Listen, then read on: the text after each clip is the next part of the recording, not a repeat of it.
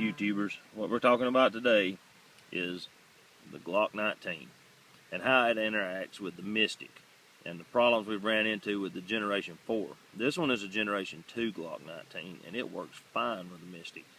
But we recently had a couple of Gen 4s that didn't want to operate. So what we're doing is we're going through and we're doing our analytical analysis and trying to figure out what's causing them not to work. So we've got some stuff that we're going to show you and the information we came to conclusion on and give you that in a small video.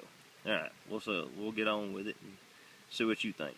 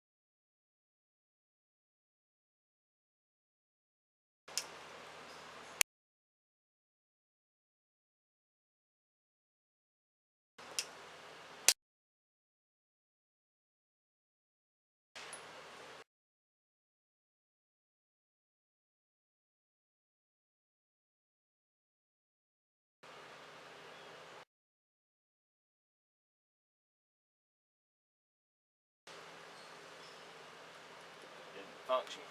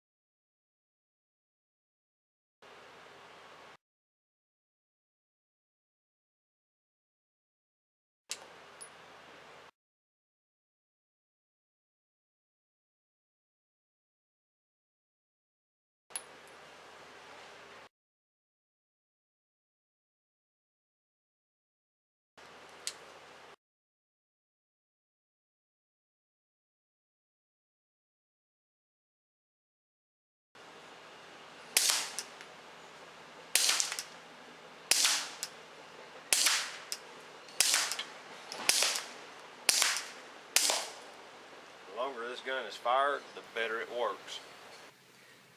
Well, after reviewing all the footage, it appears that my opening comment about this Gen 2 Glock 19 not having problems is unfounded. It actually had a stoppage when you review the footage. To be fair, the Lone Wolf distributor barrel has probably got 50 rounds on it by now, and the Storm Lake barrel is brand new. So the sharp corners on the outside of the barrel, you know, where it meets up with the lock on the slide and all that, are still present on the Storm Lake, and they're smoothed over a little on the Lone Wolf barrel at this point. And what is surprising to note is that the longer we shot the Lone Wolf barrel with the Gen 4, the better it started to work. If you notice the string at the very end, it had relatively energetic extraction, and the gun started performing as it was intended. So from what we can tell, brand new silencers and brand new guns, you know, and all them tight fitted parts just need to be broken in. To loosen up the gun, we fired about 125 or 30 rounds through it, somewhere in that neighborhood. It was a couple boxes plus of shells of just 115 grain ball ammo to, you know, just to work the gun in some. And then we cleaned it good. Then we put the threaded barrel in it. No, actually I shot it with a threaded barrel. I take that back, because I didn't have a non-threaded barrel for it. But it was shot with that Lone Wolf barrel in it. Then we put the suppressor back on it and started working through some pressure parts. The beginning stages, we actually just took the booster parts from this demo can and switched them out with that particular setup, one part at a time, trying to isolate what part might be causing the problem. The longer we shot it, the better it functioned.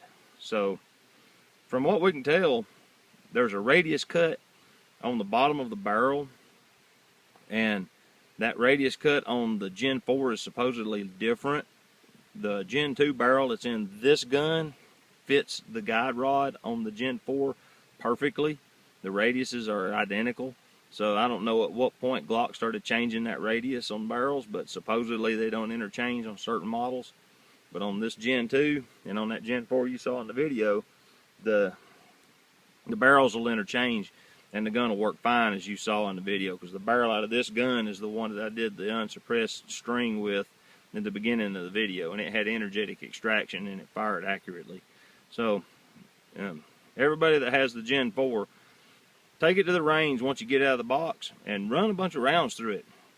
Break it in some, you'll put a little wear on it, and then put your can on it and see how it works. And be sure to always lube your booster assembly, because it is a machine and it does have moving parts and it does need lubricant.